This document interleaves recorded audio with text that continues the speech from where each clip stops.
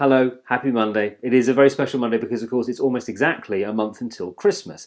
This is the closest that you'll ever get to a Christmas jumper on me. But I thought what I could do is to give you a rundown of my favourite books of the year, and then you'd have a handy gift buying guide for your nearest and dearest. And do stay tuned, because at the end of this post I'll be giving you details of a competition where I will be buying one lucky subscriber a gift of their own this Christmas, and that means that for one person Christmas really will come early. It's a fantastic prize, so do stay tuned.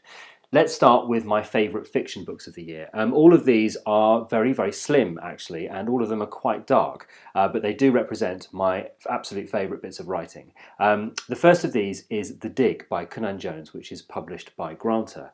This is a fantastic tale set in the rural countryside and focusing on two male characters. Some amazing writing, so evocative, so that you can almost smell and taste the countryside around you. But it is quite a brutal read, so not for the faint-hearted, but definitely highly recommended. You can follow this button here if you want to hear more about that book, and at the end of each book that I mentioned, you'll see a similar button and it'll click through to another window for you. We then have Department of Speculation by Jenny OFFILL, which is also published by Granta. And if I had to pick a single book as my book of the year, I think this would probably be it, because it is just completely brilliant. She looks at a marriage and a disintegration of a marriage, and it is a very slim book which contains the kind of lines that you might hope to find 2 or 3 times in a really good novel. The kind of line that seems so perfect and true that you want to write it down in a notebook. And this novel is just filled with those on every page. It's just absolutely brilliant. There's a huge gap between this novel and her previous one. And in fact, I know that she wrote an entire novel and junked it and started again on this one. It represents the real concentration and, you know, a writer condensing their skill and artistry into a very, very slim package, and that's why I think it really does contain far more than some of the bigger books that I read this year. So I really can't recommend it highly enough. Hugely mature and fantastic writing from Jenny OFFILL. Then a couple of books from the Friday Project. The first of these is All the Days and Nights by NIVEN, which looks at the relationship between a portrait painter and her muse, who is also her husband. It's a fantastic book filled with lots of really interesting themes, and it forces you as the reader just to slow your reading pace because of the way that it's written and some quite interesting little tricks that are used with the prose style there. A huge leap forward for NIVEN as a writer, and it makes me very excited about what he might do in the future. And the other book from the Friday Project is MIRA by Jeff Jackson, who is an American playwright. This contains possibly the most adventurous writing in any book I've read this year. Really very, very brave, very dark and twisted, but a fantastic coming-of-age tale, which, as I say, contains possibly the bravest writing that I've read this year, and a real surprise to me, this book, so one that comes highly recommended from me. Now, I can't just sit here and recommend a load of very dark books for Christmas. You need something a little bit more entertaining and perhaps a bit lighter. Jill Dawson is an author who has featured on my blog a few times, and that is because she's absolutely brilliant at writing books which have a really strong narrative voice. And The Telltale Heart is a novel of hers this year, which is a novel about a man who receives a beating heart transplant and finds that his outlook on life is completely changed after this operation. Is this because he is seeing the world with sort of almost new eyes, or is it just simply because he's had a near-death experience himself? The book has several different narrative standpoints to it, so a chance for her to showcase her brilliant narrative voice, and also almost goes back into the past, so you have almost a historical fiction element to it there.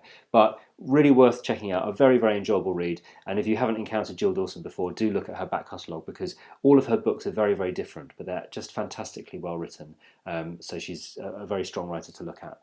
If you're looking for something which is just laugh out loud funny, I would recommend Francis Plug, How to Be a Public Author, which is by Paul Ewan and published by Gallibegger Press. It is about a man who is a writer but hasn't really written his book yet. He haunts the UK literary scene, going to book events and getting his first edition signed by famous authors, and it is a completely hilarious take on the UK literary scene, but the comedy extends far beyond that, and it's really about this character at the centre of the book, Francis Plugg, who is hilarious and deluded, and I do worry about him slightly. He gets very drunk, he makes a fool of himself, and the book's comedy just builds and builds and builds up to this fantastic denouement. So a huge recommendation for a bit of comedy there from me. And if you want something which is funny but graphic, I would recommend Seconds by Brian Lee O'Malley, who's the man behind the Scott Pilgrim series. This looks at a young female chef and her relationships and her discovery that she might be able to correct mistakes in her life, but the consequences of her doing that. It's a fantastic book, really, really enjoyable, some fantastic artwork in it, and some great comedy as well.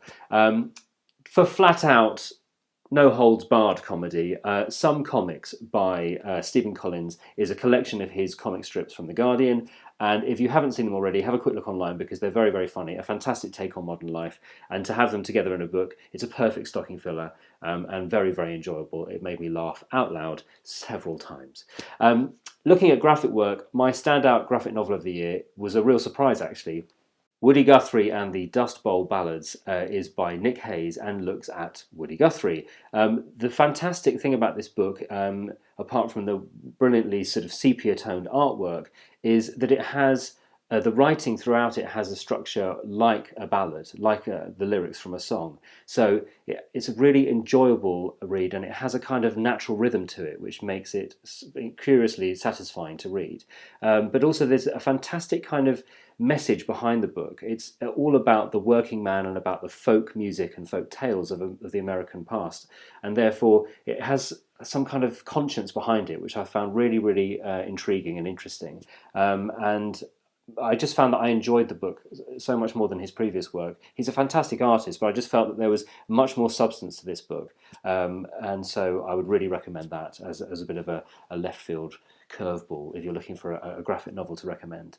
The final book I'm going to mention is a book which manages to be both memoir and biography and natural history, a fantastically mature work, and it's winning prizes all over the place. Helen MacDonald's H is for Hawk is just a beautiful book. The cover is fantastic. It's got a matte dust jacket which just feels nice in your hand.